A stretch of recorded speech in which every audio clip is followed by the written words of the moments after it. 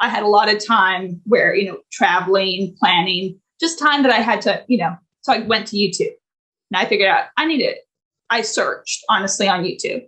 And then I saw one video. I thought, who the heck is this guy? The way he spoke, it just captured my attention. And I mean, it's not a magic story, but I just started to watch all of your videos on YouTube, all your interviews other people have done with you. And I mean, it just clicked the way you spoke about selling, customer service. It was just a different approach because before I was licensed, I had purchased property. Yeah. And I had a realtor experience, which left some things to be desired. So I thought, well, this level of excellence, this is a different mindset when it comes to working as a realtor. And so I think I watched so much of your YouTube. I actually had closed 3 deals and I thought, I've gotten value for free from this guy. I closed these deals because of him. So imagine the value that I can get from coaching. That's kind of the mindset I had. That's amazing. And what was it about, I guess, the message that, that you connected with, that you thought, all right, I'm going to listen and I'm going to take the advice from this person, because there's thousands of people giving advice out there. And what was it about the message that spoke to you, would you say? Well, the first thing that spoke to me was how you approached your product. So a lot of people are a hard sell. And for a lot of millennials and people, in the next generation, that does not work anymore. You were very confident and calm in the way you were advertising and offering your coaching and how you talked about it. Was just so much value up front. And it was so like, hey, the ball's in your court. I'm not forcing you here. I'm not trying to convince you or hard sell you. And it's the same concept you teach. Yeah. Exactly. The reverse selling. Yeah. And so that was the first thing I thought, well, I'm tired of hearing these people on YouTube trying to sell me something. Yeah. Really. And then who's this guy who's not trying to sell me something? It seems like he doesn't care if I purchase or not. And the funny thing is that makes me intrigued. He doesn't want me to buy. Why? Yeah. So it's kind of a reverse selling is what it is. Yeah, that's so funny. That's I'm going to show you something that I drew on my whiteboard. You're going to be the first person to see this drawing, like in the world. Are you ready for this? Yeah. Let's see how this is going to work. I'm going to take my camera and I'm going to put it. All right, can you see my whiteboard over there? I can. All right, so let me see if I can get my. Let's see. So you could see in the top left corner, right corner, where the my little drawings of the people. And it talks about my reverse selling framework. And what I drew on the board, Nina, was exactly what you just outlined, that like traditional selling is trying to apply pressure to you to do something. And then reverse selling is the exact opposite, which is essentially detaching from any type of outcome, just serving people instead of trying to sell them. And what happens is you actually bring them closer. They become more attracted to you. Yeah. And essentially, I think that's what you're saying. Would you agree? Yeah, absolutely. And, taking what you teach us and making it your own, yes. Just providing value, and that has consistently been a key point that I've noticed. The reviews that I get or the feedback or the comments from people is the value you've given. It's much more than anything we've ever gotten from another realtor. Yeah. And that's a great thing. And so I want to kind of quantify that for the audience, because I know what you're talking about. And certainly inside of our coaching group, everybody knows what you're talking about. But if people aren't inside of our community, they might be like, well, what does she mean value? Like, what is she talking about? The way I define it, Nina, and then I want to get your thoughts, is I coach and train agents to serve the consumer as though they were already their real estate agent before the consumer has hired you to be their real estate agent. So when you say provide value, that means serving them, not selling them. Serving them from a standpoint of like being a resource, giving them information about the market, giving them a price analysis on their property, giving them tactics, strategies, following up with market updates, providing resources and vendors and contracts, and really serving these consumers because they're not used to that. To your point, everybody is so used to being sold, and it's like, oh, I don't want to be sold. They're not used to being served the way that you've learned.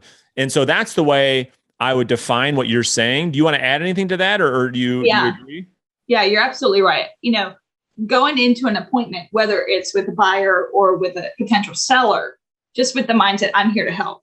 Yeah. And so if you think too much, as a realtor, you think, okay, I have to generate these leads in order to make a living to pay the bills. But if you switch your mindset over, and like you teach us, disconnect from the outcome and be in that moment. What do these people need and how can I help them? So again, I provide vendors. I even bring them lunch. It just depends on the situation, just being human there with them, because the purchase and sale of real estate is one of the biggest things the average person does. And it's stressful. And so just being human with them in that minute and saying, hey, what do you need and how can I help? And just all those things, the resources, the contacts, the vendors, that just comes as a part of the transaction. Yeah, I love it. And you're right. I mean, I think people in the industry really discount how much like the stress and the anxiety people are going through doing this. We do it all day, so it's like not that big of a deal for us. But for the person going through it, we have to show empathy and show people that we care. That's really the secret to what you're saying. If you want to go out there and build a successful real estate business, it's not about like pressuring people and trying to use all this crazy stuff to try to convince people. It's actually showing people how much you care, which is a thing that brings you closer to the consumer, which makes you more desirable to hire. So let's get tactical for people. So you first getting started selling real estate in Atlanta, you moved from California to Atlanta and you started selling real estate about 6 months ago. You started calling people that you did not know, right? At all, because you had no relationships. You're calling strangers. I want to understand first the mindset that must have taken place, the shift, because you had been in the business for 4.5 years before. Had you ever done any outbound telephone prospecting before? No, not at all. And so what changed? That's what I want to know. Okay. Well, it's more of a personal change that occurred in myself. Moving from California, it was a rough time, a rough situation. And one of the last things someone told me was, you're going to fail. Don't come crawling back when you fail. And so I said, bet, and so it was a mindset change, waking up at 5:45 to exercise, doing the things and forcing yourself to do the things that you don't want to do. And so I just thought, what I'm doing right now is not working. Where do I want my life to be? What do I want it to look like? And really it was a mindset change. Confidence is what I would say. So and we talk about this in our training, creating your new character. Correct. Right. In that training, I talk a lot about exactly what you just outlined, your old self, and then you created your new character. And the thing that gave you motivation to create your new version of yourself, the new Nina, the new and improved Nina, came from the fuel that you got from your past and people telling you were going to fail, as it was the same for me.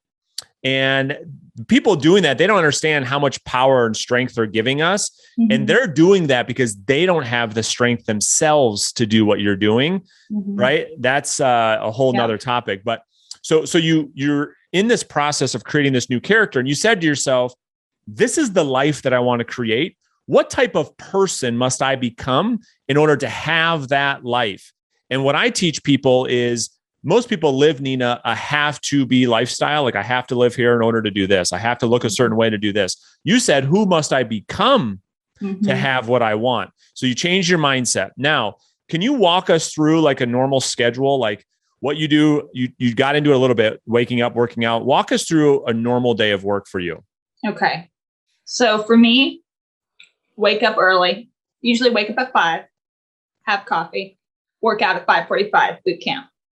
Come home, get ready for the day, start work about 8 o'clock, and then work all the way through. And I am accessible all day, every day. So I wake up, it depends what I have going on. If I have 2 closings, if I have negotiation, I don't necessarily at this time have time to cold call every day, which is, I need to squeeze it in more. Sure. But I mean, really just getting up, working out, going to work.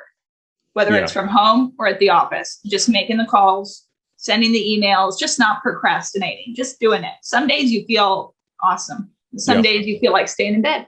But then just doing the same thing, whether you feel like it or not. I love it. And that's the difference between top producers and low producers is we do it anyways, even on the days we don't feel like it. So how much prospecting you typically do in an average week? Like when you talk about making calls, like how much prospecting have you done? Give people perspective, like maybe on some of the numbers, Nina, for the analyticals out there. Like, all right, she's done 27 deals. How much income does that represent for you, by the way, roughly?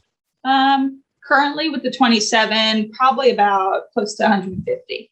150,000 in 6 months in a new market where you knew nobody. I mean, I cannot be more happy for you. But and I will say, yes, let me say something too, for people who live in different parts of the country, your dollar volume is going to be different because the average home price here in Georgia is really kind of on the lower end compared to Chicago, LA, New York. So for people who are over there, consider that too. If you're doing 27 deals in New York, your money's going to look a lot different, or California. But for here in Georgia, it's about, the home price, I think, is 280 to 350. It just depends if you're in Atlanta or if you're in Athens or South Georgia.